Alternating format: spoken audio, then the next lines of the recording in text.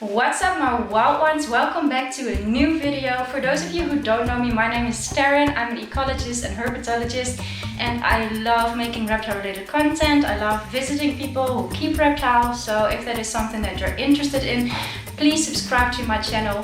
For this video I am meeting Renzo and Talita. Hello. Hello. And they have a really cool collection of snakes. They have multiple species of pit vipers, which you will meet in another video that I'm very excited about.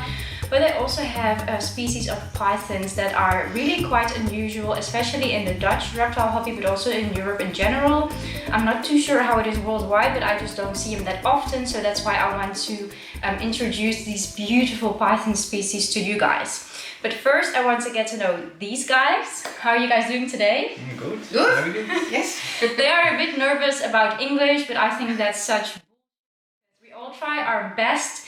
So yeah, it's all fine. So what is quite interesting about your collection is that you keep many different species of snakes. Because usually you don't see pit vipers and pythons. So how does that come about? Yeah, I like pythons and I like, yeah. And you like pit vipers? Yeah, pit vipers, yeah. But they are not the most common pythons, so how did you decide that you wanted those? How they look stunning and yeah, the character of the animals, yeah, I like it. Yeah, you will see it in a second, because these pythons, they are, you know, incredibly beautiful, and also they are not the most docile snakes, so they do have a little bit of character in them, which can be quite exciting for a person who has kept snakes for many years of their life. Talita is Renzo's girlfriend. We were talking just a little bit just now, because usually we see a lot of males in our hobby, and I'm always so excited to meet another female that is also interested in snakes. But you told me that in the beginning you actually didn't really like it very much. A little bit. Because you were scared at first, right? Yes, for the venomous snakes. Yeah, so especially the venomous yes. snakes. And I think that's also a reasonable concern, because they can be deadly, they can kill you. Yes. So it's normal that you are like, whoa, what's this? And maybe we should think about this.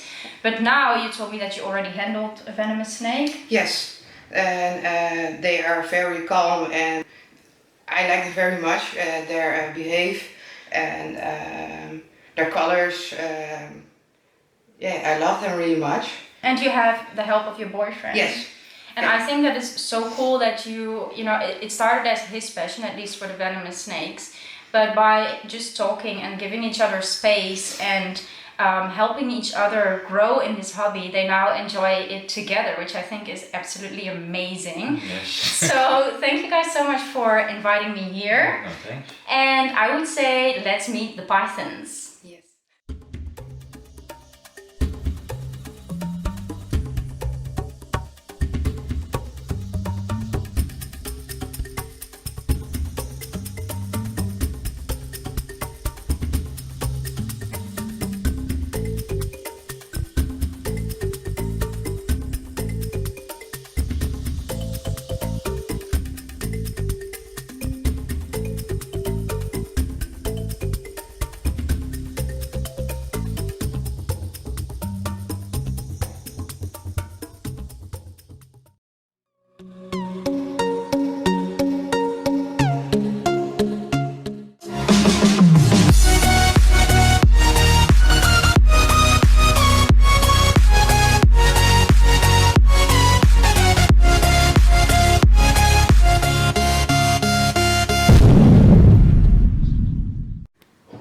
So guys, this is the Savu python.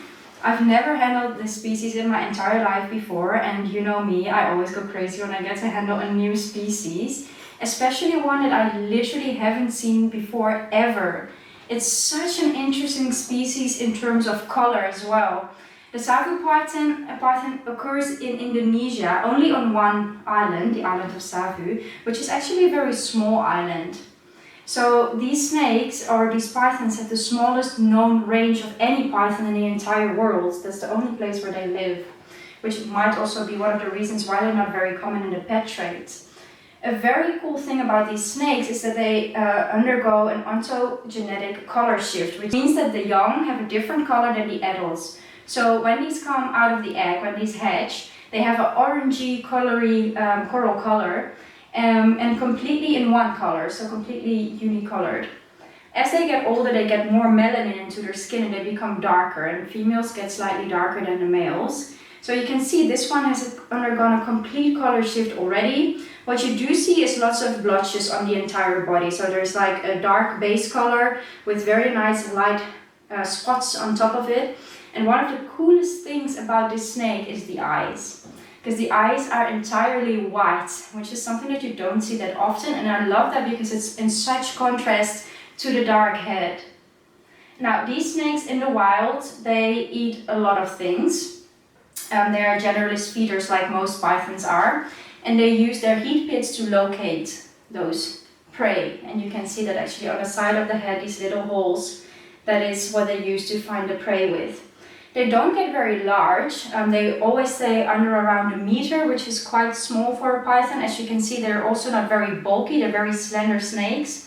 And one of the things that I also love is that they have an iridescence on them. So they have a really beautiful shine on their skin. And when the sunlight hits it, you can see all the colors of the rainbow. I absolutely love this species. As I said, it's not very common in the pet trade. I haven't seen it with anyone else. And we were talking about why might that be, why might we not find them that much? And one of the reasons is that their native area is so small and they actually got poached a lot, which is heartbreaking. There are maybe also other reasons for that. I don't know if you, maybe from the States where there's more Savo pythons, maybe you know why they're not that common, but at least in the Netherlands we don't see them that often. But I think they're absolutely gorgeous. However, they are not a snake species that you would get as your first snake. So it's not a beginner snake. The reason why I say this is because most, but not all of these snakes are quite defensive. So they can strike at you. Usually this is a mock strike, so they will bump their head into your skin and not actually bite. But obviously, like any other snake, they can bite. And when they do bite, it can hurt because their teeth are curved backwards. So I would definitely not suggest this snake as a beginner snake. Another reason why I wouldn't suggest them as a beginner snake species is because they're quite sensitive to mouth rot. Mouth rot is basically an infection of the inside of the mouth, and you can get that when your terrarium, when your enclosure is a little bit dirty or sometimes too high of a humidity. Because contrary to what many people believe, where these snakes come from, it's not even that humid. They get lots of wind from North Australia that keeps the air quite dry. So that's something that you have to keep in mind when you keep this beautiful species, is that the humidity doesn't go up too high, and that way you can avoid, for them to get mouth rot. And that's also something that might be easier for someone who has a little bit more experience. If you have a little bit more experience with snakes and you want to keep a beautiful looking species that's got a little bit of temperament, then I would definitely suggest the Savo python.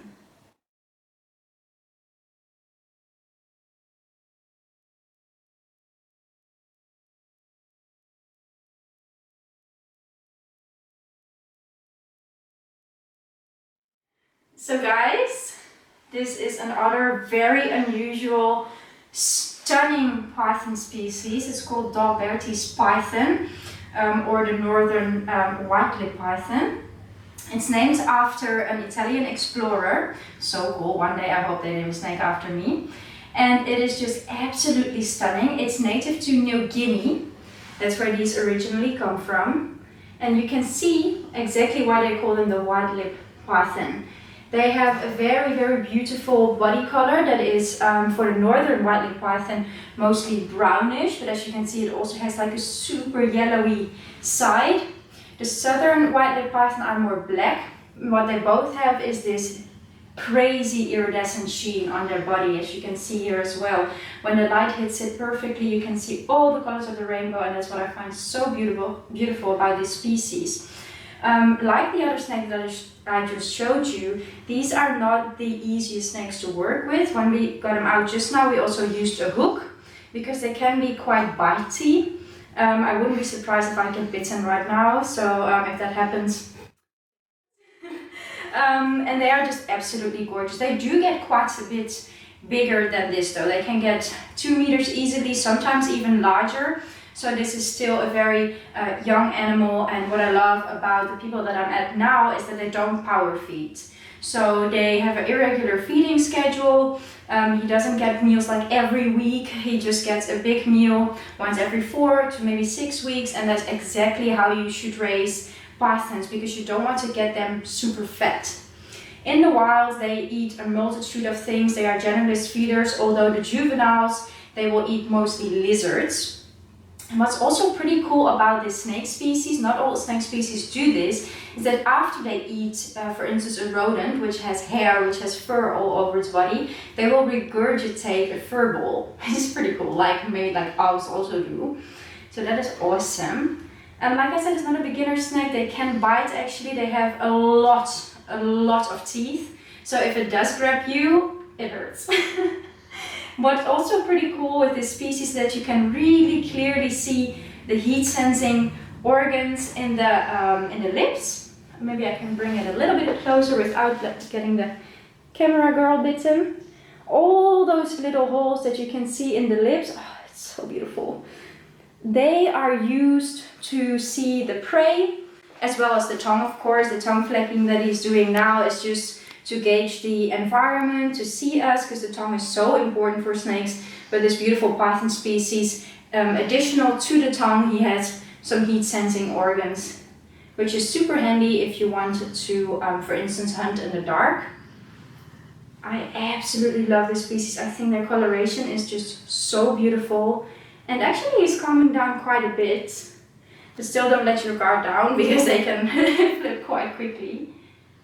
So this is Dalberthi's python. They call him Albert here. You can imagine why. I think it's a very fitting name. So yeah guys, I hope you enjoyed watching these very unusual and beautiful pythons. Let me know down in the comments below which one you like more, if there's any other cool python species that you would like to meet on this channel. In the next video I will go to this place again and you can meet some awesome pit vipers, so I'm really looking forward to that as well. So thank you guys so much for watching, and I'll see you on the next one.